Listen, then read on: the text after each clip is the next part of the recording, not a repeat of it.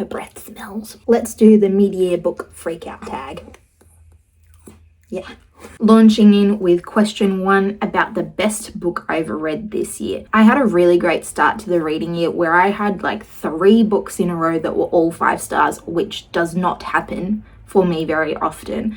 Those books were My Sister the Serial Killer by Oyinkan Braithwaite, which is a very short thriller novel from the point of view of one sister when her sister is a serial killer. Initially, in the very first scene, we see her helping her sister by cleaning up using bleach. We see how our protagonist grapples with the fact that her sister just keeps murdering people. There's this tension between the two of them, which is probably one of the most interesting aspects of this, as well as what is going to happen as the book progresses. This book is set in modern times in Nigeria. I found the cultural aspects of it really interesting, as well as societal expectations placed on people based on class, sex, education, looks. It is a subversive thriller because you know who the murderer is from the beginning. It does lean also into literary because of all the social commentary. I really recommend this. Another 5-star for me was Atalanta by Jennifer Saint. I read Ariadne and Electra, however, this one surpasses both of them. It follows the story of this mostly unknown Greek heroine Atalanta, who was the only female Argonaut with Jason on the Argo, the ship, when he was on his quest for the Golden Fleece with his many men and heroes, including Heracles and Oedipus. I love Greek mythology, but this is definitely one of the figures that I knew very little about, apart from a couple of tidbits, but I had no sense of overarching narrative. Even if you're a novice with Greek mythology and don't know much about it, I would recommend this. I found it quite accessible while also having beautiful language and imagery, following the story of Atalanta and how she goes from an abandoned princess as a baby on the side of a cliff to then being adopted by the goddess Artemis into this group of nymphs who live in the forest away from men, and how many things in her life change once she takes up the gauntlet of becoming the first and only female Argonaut. If you'd like to hear more about my thoughts on Atalanta, I will include the video in which I discuss it in more detail as I was reading. And finally, we have Half-Ass Human by Lena Norms, which is a self-help non-fiction book, but a very selfless kind of self-help book, because so many of those rehash the same things over and over without giving concrete steps, or are from a very limited lens or point of view and don't take much else in the world into consideration. How we can improve our own lives while also improving the environment, society, our local community, and making positive change. It all adds up if everyone does something right. That's kind of the message of this book. In small incremental steps that won't burn you out, basically. And it's not prescriptive. She just gives a whole slew of suggestions of little things and also some bigger things that you can do so that your life is more how you want it to be. And I have taken on some of these things. I have signed so many petitions, and I've also just donated little bits of money here and there to causes that I care about. For example, right now, I'm participating in the Chapters for Change readathon, where I read 6 books, is what I've pledged, in the month of July. The Chapters for Change readathon is an initiative that will raise money to go towards improving Cambodian schools, educational resources, and also paying teachers, local teachers, so that the community can continue to flourish, especially because 1 in 5 Cambodians over the age of 15 can't read. If you'd like to get involved to help, the link is down below. I've also donated to the cause because I believe that if you're going to promote something, you should also do something about it. That is one of the things I've taken on to make a positive change. This book is broken up into different sections according to the main areas of life, from everything between skincare and your personal style, your home, your relationships, your community, as well as career. Lena Norms has a really great YouTube channel which she talks about everything from sewing to the climate crisis to books she recommends. This book is hopeful, informative, and cuts through a lot of capitalist BS. Question number 2 is the best sequel that I read. I have read a few series or continuations of series, but the one that comes to mind that got me most in the feels was the 6th and final book from the Shady Hollow series, which is Mockingbird Court. The series is super cozy, Beatrix Potter, Agatha Christie, Midsummer Murders, all wrapped into one with animal characters, and it is for adults. It's a bit like Gilmore Girls too, because there's quirky side characters. It's good if you want a mystery, but one that's not gory or too dark, but still keeps you on your toes. I started reading the series in 2024. I just saw it at my library and went, what's this cute little book cover? And was surprised to see that it was a reasonably short murder mystery set in a cozy little quaint town in a forest with woodland animals. But oh my gosh, it is, I want to live there. You fall in love with the characters. Our main character is a vixen, a fox who's a journalist, and she wants to sniff out what has happened in her town when things go awry. Sometimes the cranky old toad will wind up dead, you know? There are 6 books in the series, and that is the final one. It might get reignited at some point in the future, but I am sad that for now that journey is over. Although there are also 2 short stories, a Christmassy themed one and a Halloween themed one. Each of the books are quite seasonally linked, so it's really cute reading about like the little autumnal cakes and things they eat when the leaves are changing and all this kind of thing. Meanwhile, there's a murder on the loose. The writing is beautiful, but also not overly complicated, and it's interesting to read between the lines about the different characters, and you find out tidbits throughout the different books about how the society functions. It's kind of like Zootopia too, you know, there's predators, but they've all got some kind of agreement that they're not going to eat each other. Kind of like The Wild Robot.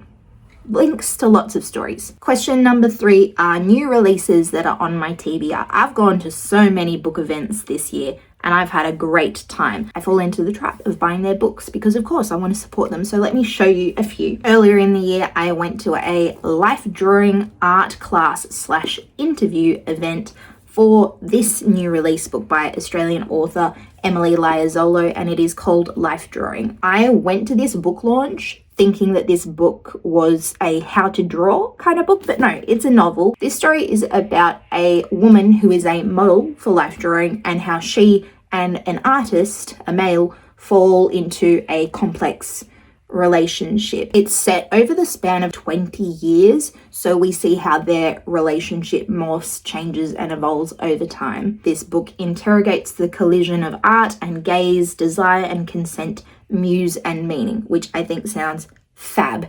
Even though I don't usually read much romance, nor like contemporary romance, but I'm excited to give it a go. Another book I'm really excited about because of the mythological aspects, because I love some mythology, as you can probably tell, is The Woman in the Sealskin by Lauren Keegan. Look at this beautiful, mystical, shimmery cover, like the sun glimmering on the waves.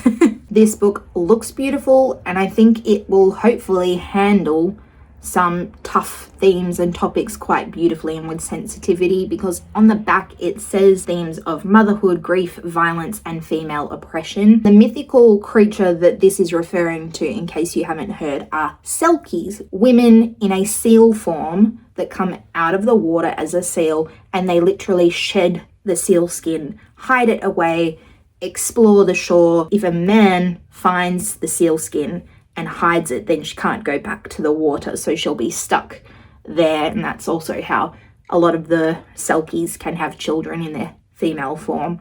But if she finds her seal skin, then she will return back to the water and never be seen again. The main character's mother was a selkie, that's how their parents met, and then her mother was never seen again.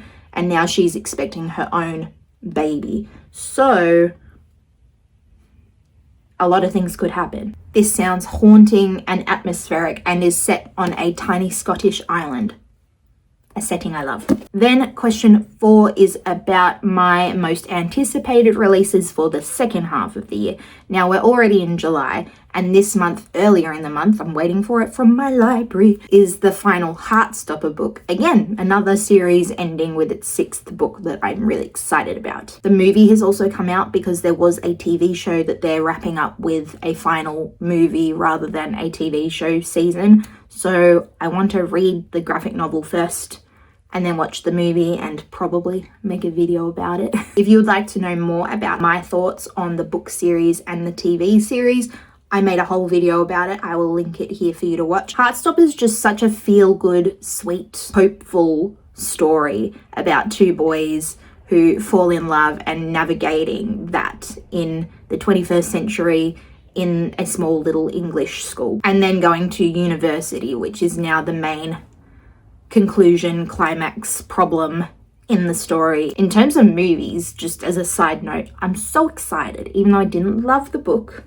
I'm so excited about the Sunrise on the Reaping movie, which I know the irony, because it's like, are we the Capitol watching the Hunger Games because we're excited and it's entertainment? Well, I get that.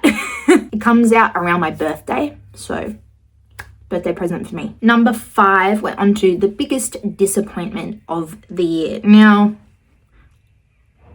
that's hard to discuss, but I'm probably going to say These Violent Delights by Micah Nemerova, because I really was so excited to read this.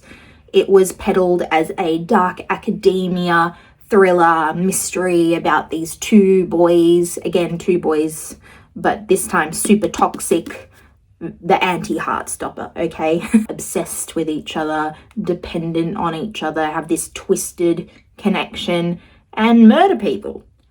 And I thought, great, sign me up. But then it's 450 pages. It really drags. Great hook in the prologue of them committing a crime. And then we go back in time to how they met. It predominantly focuses on the point of view of one of the boys, on his inner world. And that's most of the book. It's very cerebral without much plot actually happening. I've again got a whole video with spoilers at the end about this that I will include here. Check it out if you want to know more. You can watch the bit without spoilers for more info. It wasn't bad, but it dragged, basically.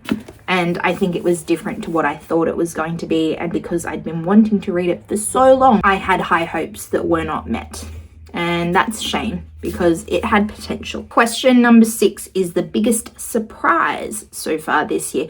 I would probably say, because I'm now in the 4th book in the series and I'm not a huge series reader, it's the You books by Carolyn Kepnes. The You books are about main character Joe Goldberg, who's a real nutcase, stalker, murderer, and being in his first person point of view in his brain, and how out of touch and delulu he is about his prospective possible relationships with women. And he's not even a reliable narrator because you're seeing everything through his lens. You already know who the problem is.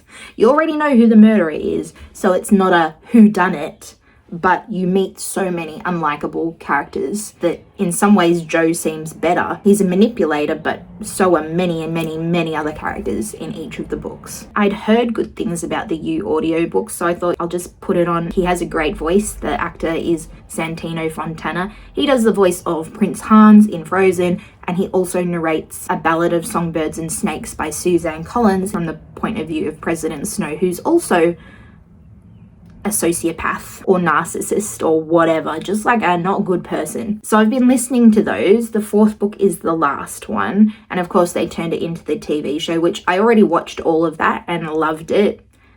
Some seasons were better than others. One of the biggest surprises was there is a prequel about the main character, Joe Goldberg, that has just been released, I think, this month. I realized that after I just randomly started to listen to them, because this series started in 2014. So it's been a while and she's still going with the character. So yeah, well, that was a surprise. Moving on to question number 7, my favorite new author. I don't know if I have a new favorite author based on what I've read this year, because I've had a lot of hits and misses. There's no one who stands out especially as the singular best new favorite author, so I'm not sure really for that one. As I said, I really loved Atalanta, but I didn't like her other 2 books before that so much.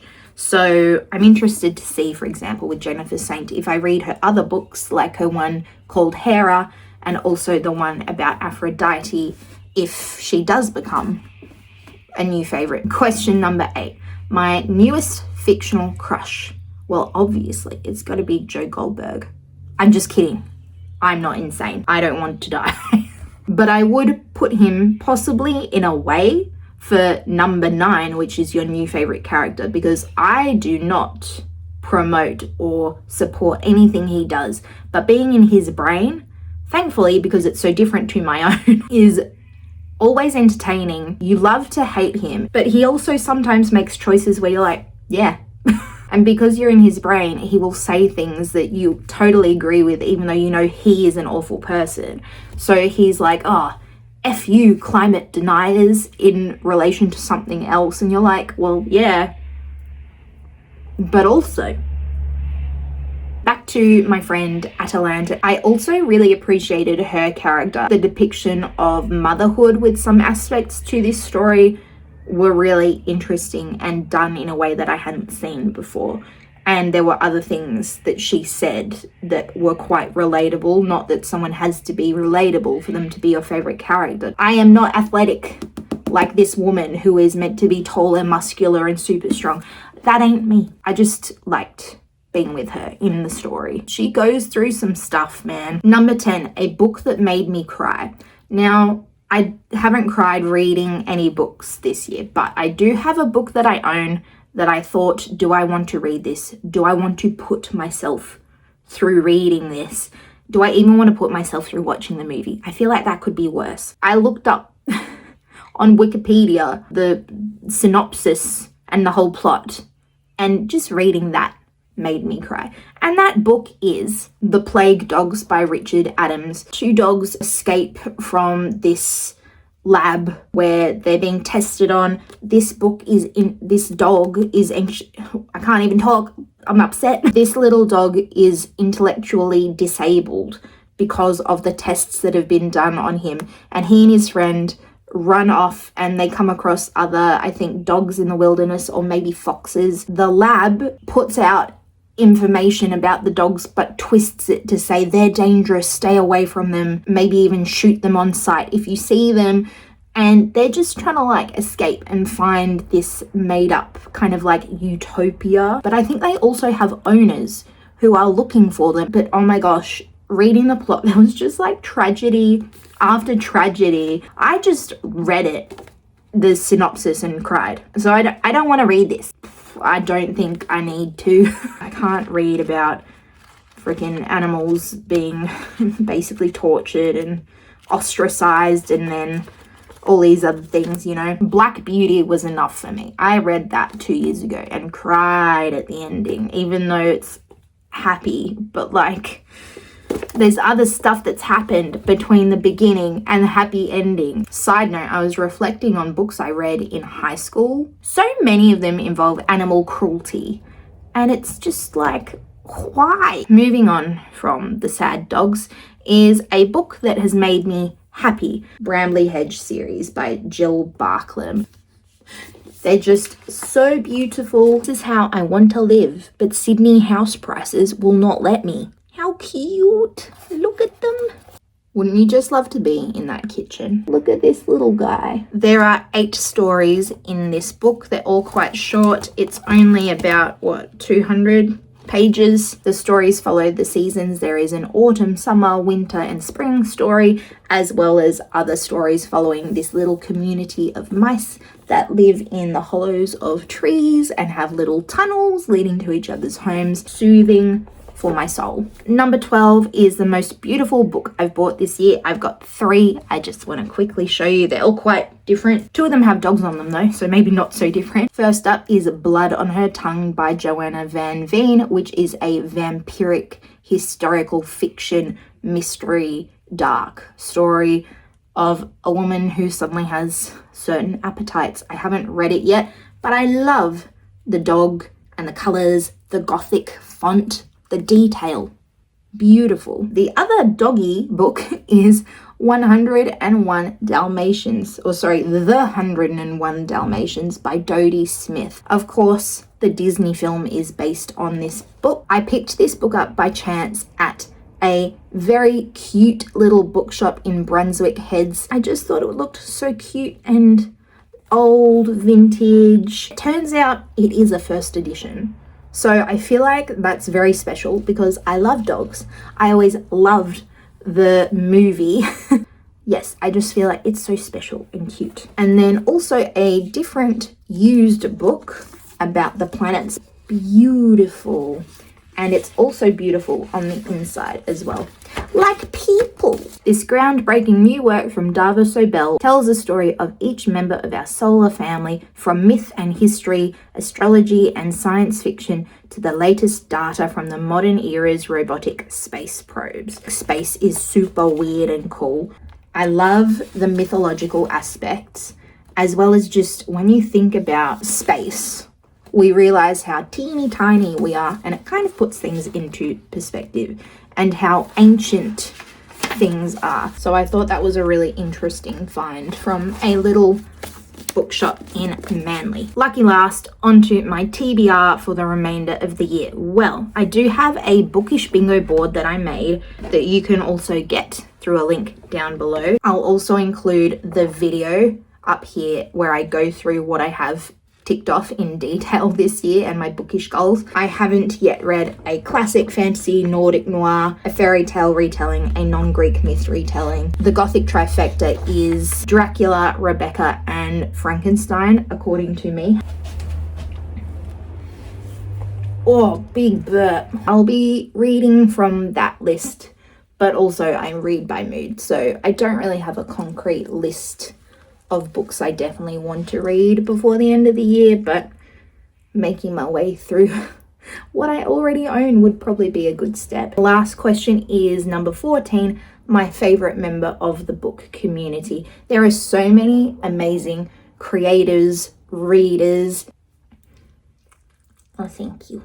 You want to get But my favorite member would have to be my lovely new friend, Charlene Marie. Even though we're on opposite sides of the world, Charlene and I have become friends thanks to YouTube, and both of us have quite cozy kind of channels and content. So I really recommend you check her out as well. I'll link her in the description below. Thank you for joining me today. If you'd like to see more of my videos, you can like and subscribe. Don't forget to check the description below for more of my videos, my chapters for change, readathon, and whatever else I mentioned previously.